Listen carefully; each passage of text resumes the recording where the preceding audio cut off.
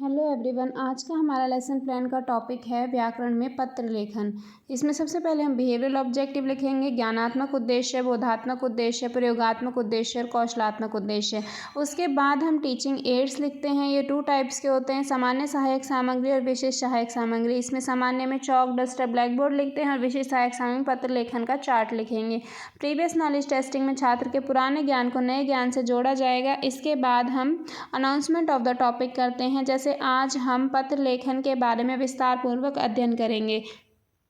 इसके बाद हमारा प्रेजेंटेशन होता है। प्रेजेंटेशन 5 कॉलम्स में होता है। Content, प्यूपिल teacher activity, प्यूपिल activity, black board work and evaluation. यहाँ पे कंटेंट में हम लिखेंगे सबसे पहले पत्र लेखन प्रणाली।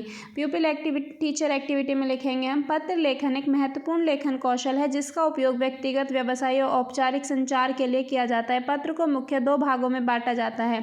फिर हम लिखते हैं पत्र के प्रकार। पत्र लेखन को उनके उद्देश्य और शैली के आधार पर 3 प्रमुख भागों में विभाजित किया जाता है। फर्स्ट होता है अनौपचारिक पत्र।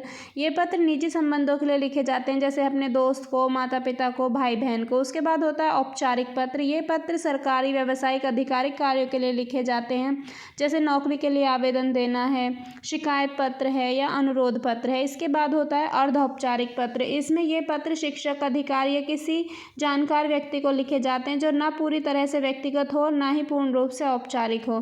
प्यूपिल एक्टिविटी में हम लिखेंगे छात्र ध्यानपूर्वक सुन रहे हैं। ब्लैक बोर्ड वर्क में ब्लैक बोर्ड पेस्ट करेंगे। इवैल्यूएशन में प्रश्न पूछेंगे, जैसे पत्र कितने प्रकार के होते हैं। जब पत्र 3 प्रकार के होते हैं।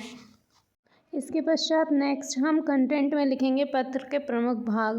प्यूपिल टीचर एक्टिविटी में हम उन डिफरेंट पार्ट को एक्सप्लेन करेंगे कि ये कैसे होते हैं। जैसे इसको 7 भागों में बांटा जाता है। सबसे पहले होता है प्रेषक का पता। पत्र लिखने वाले का पता सबसे ऊपर बाईं ओर लिखा जाता है।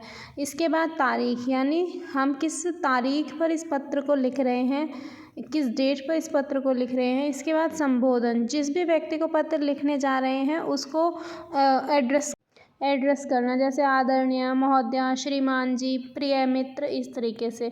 भूमिका में लिखेंगे पत्र को शुरुआत करने का कारण, कि हमारा मेन मोटिव क्या है। मुख्य भाग में हम पत्र के विषय के बारे में लिखेंगे। निष्कर्ष में अंत में हम शुभकामनाएं देंगे या कोई अनुरोध करेंगे और लास्ट में अपने सिग्नेचर करेंगे और पत्र को एंड करेंगे। इसके बाद प्यूपिल एक्टिविटी में हम लिखेंगे छात्र ध्यानपूर्वक उत्तर पुस्तिका में लिखेंगे। इवैल्यूएशन में प्रश्न पूछेंगे पत्र कितने भागों में बांटा जाता है। छात्र उत्तर देंगे 7 भागों में बांटा जाता है। टीचिंग एड्स या ब्लैक बोर्ड वर्क में ब्लैक बोर्ड पेस्ट करके मेन हेडिंग्स इस पे हम लिख देंगे। जैसे कि नेक्स्ट अब हम एक पत्र लिख के दिखाएंगे। संबोधन में हम जैसे लिखते हैं सेवा में प्रधानाचार्य जी, एड्रेस लिखते हैं। उसके बाद हम विषय लिखते हैं, जैसे जरूरी काम के लिए प्रार्थना पत्र, बीमारी के लिए प्रार्थना पत्र। फिर संबोधन करते हैं श्रीमान जी, श्रीमती जी।